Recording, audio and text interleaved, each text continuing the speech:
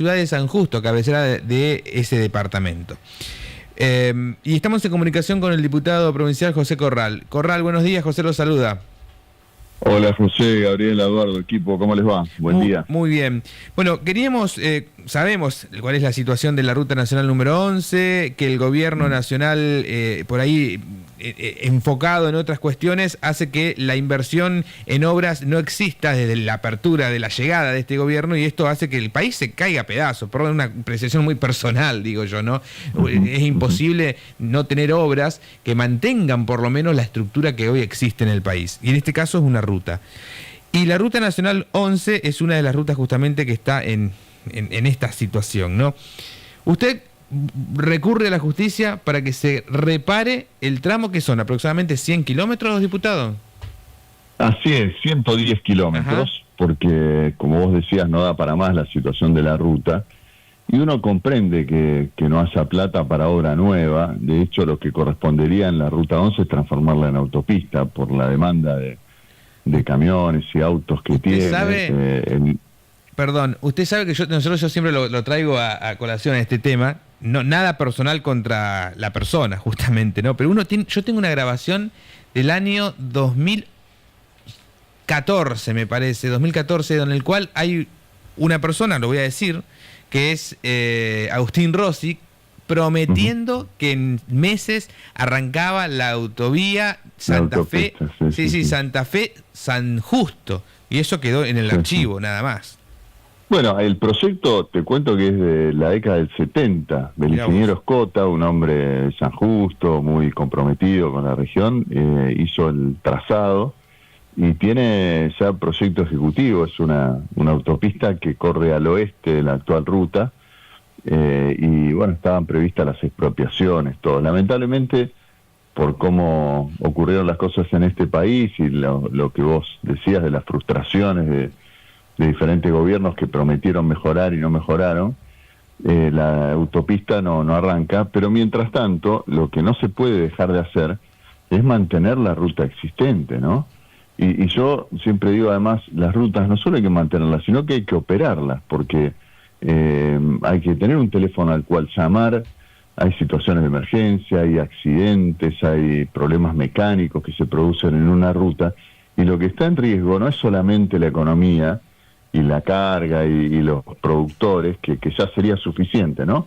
Pero también están en riesgo las vidas. Lamentablemente ha habido víctimas fatales, y bueno, ustedes recuerdan, hubo una audiencia pública en la Cámara de Diputados que convocamos a gente que quisiera sumar fuerza para esto de reclamar por la ruta, y así estuvieron los familiares de víctimas que bueno, son daños irreparables, ¿no? Que lamentablemente ocurren periódicamente. Entonces, lo que decimos es que la justicia nos ayude con una medida cautelar que por lo menos obliga a Vialidad Nacional a esas tareas elementales de señalización, bacheo provisorio, aunque sea, mantenimiento de las banquinas, que son una trampa mortal también, y limpieza de desagües, ¿no? Que son las cosas mínimas para que se pueda circular con cierta seguridad. Bueno, veremos a ver cómo se da justamente. ¿Qué es? Mediante un recurso de amparo, ¿no? Sí, es un amparo que tiene incluido una medida cautelar. El juez Alurralde, que es probable que le toque también esta causa ahora, ya sacó una medida favorable para el tramo que va de San Justo al norte, ¿no? Fue una iniciativa del diputado Dionisio Escarpín, y hay una medida parecida para la Ruta 33 en el sur provincial que interpuso la senadora Leticia Di Gregorio. En el caso de la de Escarpín fue confirmada por la Cámara Federal de Resistencia, así que nosotros esperamos que en el mismo sentido también se incluya este tramo, que yo lo transito cotidianamente. Ustedes saben, José, que para ir a Nelson, a Cabal, como estuvimos la semana pasada, Laguna Paiva, que voy frecuentemente, yo soy un usuario cotidiano de la Ruta 11. Y para empezar, que uno ya tiene asumido que a más de 70 kilómetros por hora de promedio no se puede circular, porque hay una cantidad de camiones. Cuando, como ahora en época de cosecha, te toca una fila, bueno, uno tiene que esperar, porque es una ruta y en malas condiciones. Pero lamentablemente hay accidentes por las roturas. Esa zona del peaje de Nelson realmente está detonada, ¿no? Y uno hay momentos en los que tiene que pasar prácticamente a paso de hombre, y no hay derecho, porque los santafesinos hacemos un aporte muy importante al Tesoro Nacional con las retenciones, con los impuestos, con nuestra producción, que paradójicamente incluso pasa por esa ruta, ¿no? Eso le iba a decir, porque de Santa Fe se va mucha plata hacia Buenos Aires, por decir el gobierno nacional en realidad. Sí, por supuesto, un tercio de nuestro producto principal, que es la soja. Y lo que vuelve es muy poco. Bueno, de hecho, en otro ámbito, pero no muy distinto, hablábamos con presidentes comunales e intendentes, están agarrándose la cabeza con el tema de coparticipación y demás, de nación me refiero, ¿no? Lo que tiene que llegar, que baja menos, y bueno, es parte de todo lo mismo. Sí, lamentablemente tenemos una situación difícil. Uno comprende que está bueno poner las cuentas en orden y que el país tiene que ordenar la macroeconomía, todos estamos de acuerdo con eso, pero no a costa de la vida de los santafesinos, que hacemos un aporte tan importante para sostener el Estado Nacional aún en estas situaciones difíciles, ¿no? ¿Es optimista que esto va a salir rápido? Yo creo que sí, que sea un llamado de atención, porque esto también tiene que ver con nuestro país macrocefálico, que por ahí todo se resuelve en Buenos Aires y piensan que el país termina en la General Paz, ¿no? Porque es cierto que no hay plata, pero por ejemplo, todavía se mantienen los subsidios al transporte en el área del conurbano bonaerense, y esos son muchos millones de dólares. Pagan el boleto a la mitad de lo que paga un santotomecino o un santafesino para circular. Y ahí hay dinero que podría destinarse a estas tareas que son imprescindibles, ¿no? Así que esperemos que el llamado de atención de la justicia permita que los funcionarios nacionales pongan atención en las rutas del interior provincial, que son tan importantes. Bueno, ojalá. Y con respecto a lo que hizo su par, Escarpín, digo, ¿ya hay novedades de esto? Digo, ya la justicia se despide, sale al día siguiente de Vialidad Nacional a dar cumplimiento a lo que le dice la justicia, o también son bastante reacios a...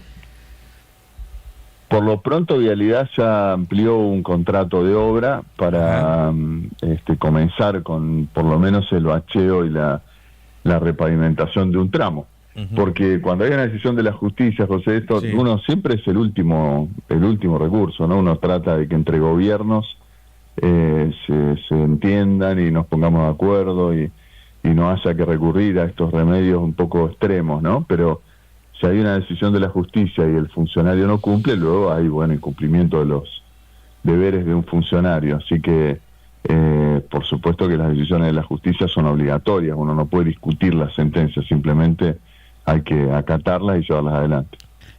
Sí, obvio que sí, entiendo. Perdón por esa risa media irónica, pero es mi ley. Uno nunca sabe cómo que puede llegar a ser. Bueno, pero nadie está por encima de la ley. Es lo que corresponde. Nadie está por encima de la ley y bueno, quienes creemos en la República y en la división de poderes, creemos que hay que ir por los carriles institucionales, porque si no, ¿cuál es el otro recurso, no? Si uno dice por las vías institucionales no es posible, ¿qué nos toca a los productores, a los vecinos de esta zona, que tenemos que hacer un piquete, tenemos que cortar la ruta, que también es perjuicio para los propios vecinos de la zona? Así que ojalá que se comprenda. Tampoco estamos pidiendo que nos paguen la deuda histórica del déficit de la caja de jubilaciones, que eso también Santa Fe lo está reclamando, ¿no? Es simplemente que mantengan una vía de comunicación troncal de la provincia y del país, que es responsabilidad de Vialidad Nacional. Ojalá que lo puedan hacer. Además hay recursos específicos para esto, como los impuestos al gasoil, y hay plata que se cobra todos los días, y uno entiende que en el país hay muchos problemas, pero lo primero es estas tareas de mantenimiento para que no corran riesgo la vida de las personas. Bien, por último, ojalá se reactive esa idea suya de que el correo pase a manos de provincia, cuando, y provincia a cargo justamente de su reparación y demás, ¿no? Ojalá eso pueda... ¿En qué quedó esto? Seguimos haciendo gestiones, está muy interesado el ministro de Economía de la provincia, porque eso significaría ahorros en el mediano plazo, ¿no? Porque la provincia está alquilando diferentes edificios para oficinas, por ejemplo, de la EPE, del Ministerio de Obras, y bien podría ocuparse ese edificio patrimonial del correo. De paso, poniéndolo en condiciones para el disfrute de los santafesinos, ¿no? Pero bueno, también son gestiones a nivel nacional que encuentran algunas dificultades en la gestión, pero somos optimistas, tenemos confianza que en algún momento va a poder avanzarse también con esta gestión. Gracias, Corral. Seguimos en contacto. Bueno, abrazo grande. Buena semana. Chao, José. Gracias. José Corral, legislador provincial, justamente recurrió, como lo hizo Escarpín, como lo decía él, a la justicia, como también lo ha hecho una diputada en el sur de la provincia. Ya son 3 los legisladores, que como que se dividieron por tramo de lo que es la Ruta Nacional 11 en la jurisdicción provincial, para justamente, recurrir, como lo decía él, a la justicia para que de esta manera se repare. Fíjense, no recurrir a la justicia para que un gobierno lleve adelante la reparación de la ruta. Bueno, ojalá, porque realmente esto garantiza una mejor transitabilidad, reduce la siniestralidad, ¿no? Así que es muy importante.